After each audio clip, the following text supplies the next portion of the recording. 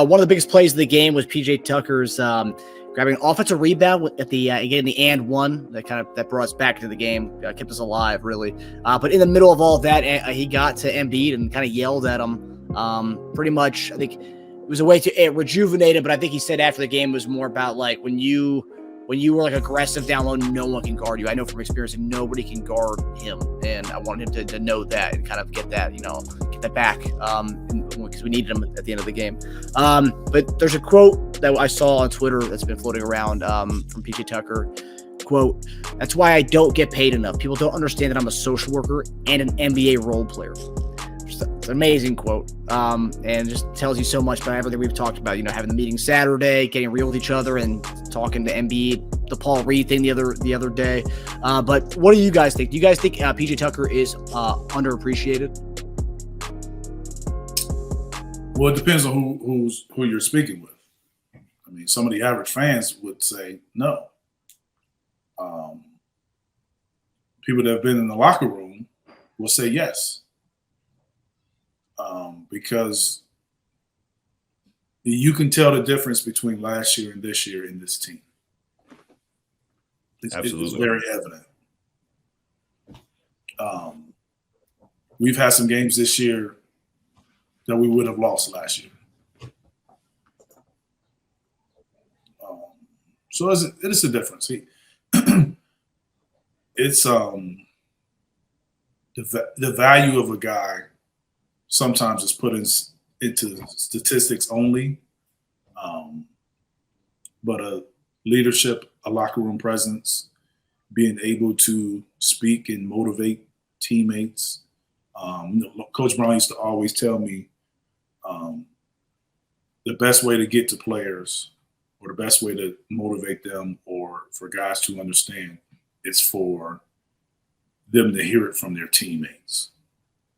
Because most teammates don't want to disappoint their teammates. Most of them don't, if not all. But if you have a guy that's able to be the coach on the court, talk to him on the bench, in the locker room, be able to motivate them and understand personalities and understand that you can't speak to everyone the same way. There is an extremely high amount of gratitude for something like that, and it does help you win. I know that from experience. I was judged basically on being the guard of the team, but I do know that my responsibilities and things that I did for that team and my teams that I played for, things that you have to, like he said, social worker. Yeah, I wouldn't necessarily use social worker. Sometimes it could be counselor. You know Okay. what I'm saying? You could be a social worker. You could be a friend. You could be a teammate. However you want to say it, because you deal with situations that no one understands and no one really knows. If a guy's not playing well, if a guy's not playing,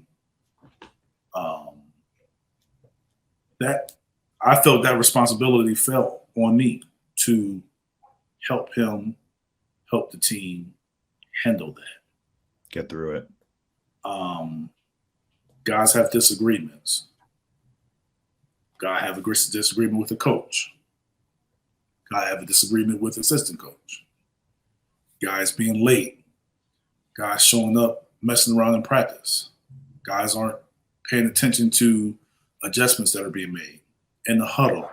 You're in the huddle and guys aren't paying attention. Every time you break the huddle, a guy don't know what he's doing. And you know what I'm saying? So it's a lot of things that go on during the game.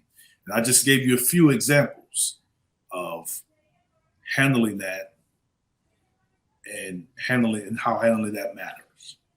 And if you have a guy that's able to do that, majority of the time, trust me, you're playing on the winning team. Now, you had a guy that didn't know we were talking about practice, man. I mean, come on. But that guy was going to give you 40 points a game. And You never had to tell that guy to play hard in the game. Mm-hmm. Mm-hmm. So I had deal to. with the practice stuff. Oh man. Well, I know Eric hates when I count players' money, but let's dive into that real fast for a second. So to be underappreciated or underpaid, well, first of all, I did find it funny, and someone talked about this on that thread on Twitter. Like, social worker is an underpaid position, so it does kind of make sense that you are an underpaid social worker on an NBA team. I looked at just similar guys making around the same, just to comp, because I mean that's the really way you could see where you fall on that spectrum, right? So within a 2-3 million up and down, Robert Williams, Dwight Powell, Rashawn Holmes, Terrence Ross, Devontae Graham, Mo Bamba, DeAndre Jordan, Bobby Portis, Favors, THT, Crowder, Bullock, Alec Burks, Larry Nance, Shamet, Malik Monk, Noel, Saric, Royce O'Neal, Monte Morris, Plumlee, Caruso, Kleber.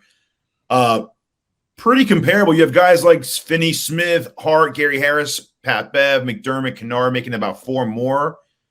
I'd say he's pretty in line as far as where he is. I mean, I prefer him over most of those guys I named. There's a few crazy bargains, like Robert Williams. Let's see if his minutes go up, but Bobby Portis is a great team. Robert Williams is also on his rookie deal.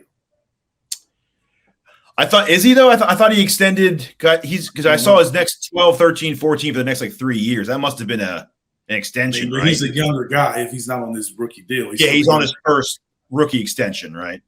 Yes. Yeah, if his minutes keep going up, he'll be looking. I mean, he's going to make a lot more than that. Yeah, no, he'll be looking to get that. A few of these guys in general, I think. But yeah, I think he is right in that line, right? I think he makes like 10 something, anywhere from 10 to 14. I think would be good for him. People like to dog Tucker online. I saw some negative comments. It's the like you said, some people would say underappreciated, some people wouldn't. So some of the worst things I saw that you're paying a guy not to score points. He gets paid to do cardio. He wants money just to be a good friend to people.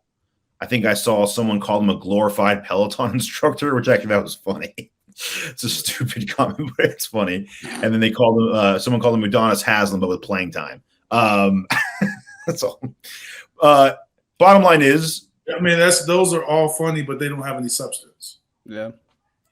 No, it's just you stand it, but like it's no substance because you're not saying what you're saying. This, that's. I mean, like I said, they're funny, but it's no substance. Like what's behind? Okay, you say he's glorified this, but why? You know, what people I'm that are obsessed with quantifiable numbers. That's the bottom line. Yeah, it's just they want to put a number. You just have a funny comment, but you're not giving substance of course, to dispute what he's saying. Mm-hmm. That is social media in a nutshell, right there. Yeah. It's like what you just described. He's right. You're funny. Yes. Yeah. I know where you're getting at, but it depends on I do like the funny stuff. It is funny and hilarious, but don't make it right. Yeah. The bottom line is, PJ had a huge hand in eliminating us last year. And it also is a huge reason why we're 2-2 right now. So I can say with 100% confidence that we would not have won game 4 without him, simply for that and 1 rebound. I mean, that was I think with a minute left, he tied the game up. I mean, we would have been down by 3 with a minute left. I mean, you talk about people like you can always, and Teja knows this. Like you can always say someone's under or overpaid. Yeah. If you don't understand their value. And most people don't understand the value of guys. I mean, heck, you ask some people, they'll say Joel is overpaid. Mm-hmm. But they don't understand the context of a salary cap and how much money is actually being made by these NBA teams. Mm-hmm. And when it's a maximum on the salary cap, it's also a minimum that the team has to spend. So they have to spend a minimum amount of money. But the top best players are maxed out. So the money has to go somewhere. Mm-hmm. Yep. But that's just it's a heck of a business. It's doing well. So to say that's why I've always like you got to understand like got overpaid, underpaid. Like the money's going to someone. Yeah, and it's not soccer where you can go and pay a guy whatever you want to pay him because he's the best. That's what a salary cap prevents you from doing. Yeah. So once that guy's capped out, you have to move on to the rest of the players and balance out that money to be able to stay above the minimum amount of money that goes out. And most people were worried about year 3 of Tucker, but I just think, and I said this when we signed him, I don't see his his style of play shouldn't decline. He can do it. He can do it for what he's doing. He's not blowing by people with the ball. But his age is also why you probably couldn't commit more salary. Yes, because exactly. That's really why he might think he's underpaid because I think that's why he got what he got because of his age. If he was 5 years younger, he would have never. Oh man! He was 5 years. Yeah. Forget about the mid-level. He would have gotten like a legit contract by now. But yeah, I'm glad he's on our team and not against us, man. That's if you can say that about someone, then they're worth it. Yep. There's a reason why Embiid had said him specifically after he got eliminated by Miami last year. I want a guy like PJ Tucker. Yeah, and there's a reason why they went right out and did it, and there's a reason why Harden sacrificed some salary to be able to squeeze him in. Like there's an importance there. He's a rock, and what he does well, and he does consistent. And you can count on him, and he's dependable.